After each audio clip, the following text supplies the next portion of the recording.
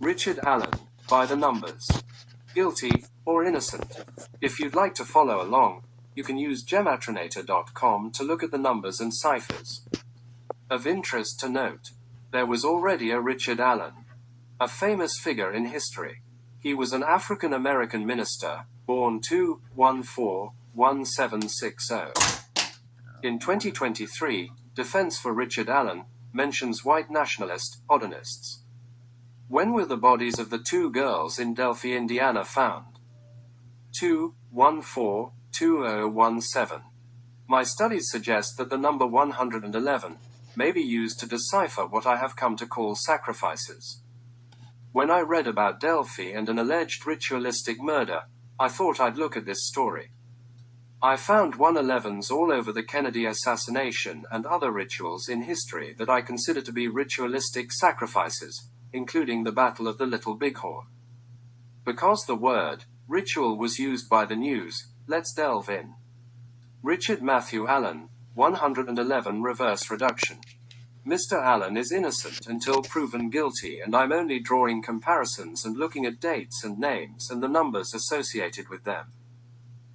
Remember, there was already a Richard Allen born on February 14th, and a Richard Allen is accused of murdering a 13 and 14-year-old girls found murdered on February 14th, 257 years later. That is synchronicity.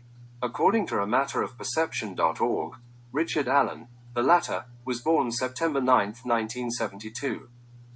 The murder of the two girls in Delphi happened 5 months, 4 days after Allen's 2016 birthday. According to reports, Richard Allen is 5 feet 4. The February 13th murders happened 54 days after the winter solstice. These all reduce to 9, if you're paying attention. What is Richard Allen's birth date? The 9th of September 72, or 999.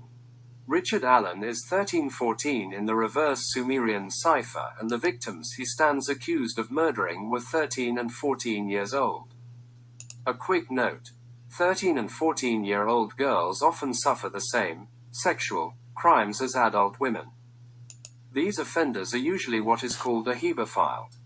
Hebephilia is the strong, persistent sexual interest by adults in pubescent children who are in early adolescence, typically ages 11 to 14. The point is the fine line between pedophile and hebephile, and I keep seeing the words used interchangeably.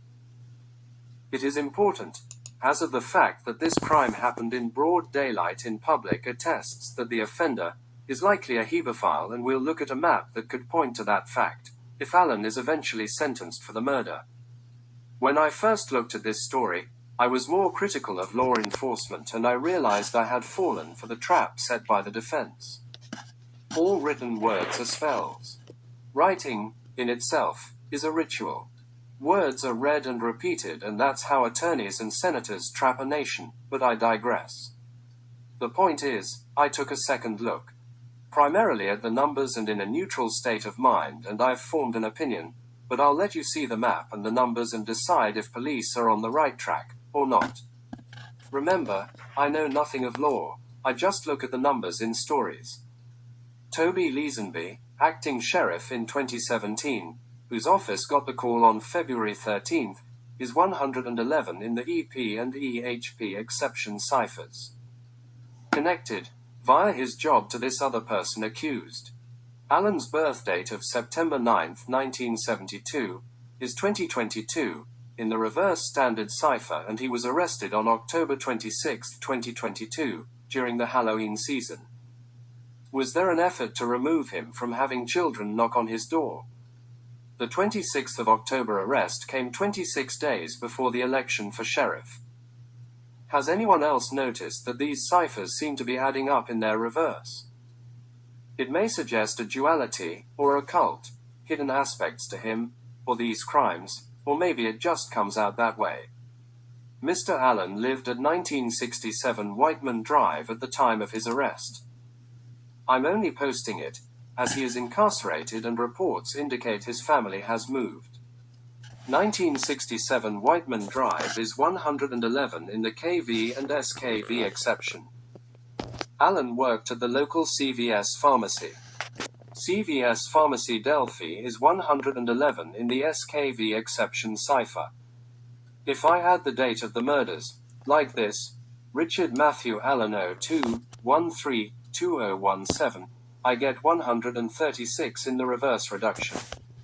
Another reverse cipher, and the page count of his attorney's motion to have evidence removed from trial, and in fact, they name others and mention white nationalists. That is interesting when the accused lived on Whiteman Drive.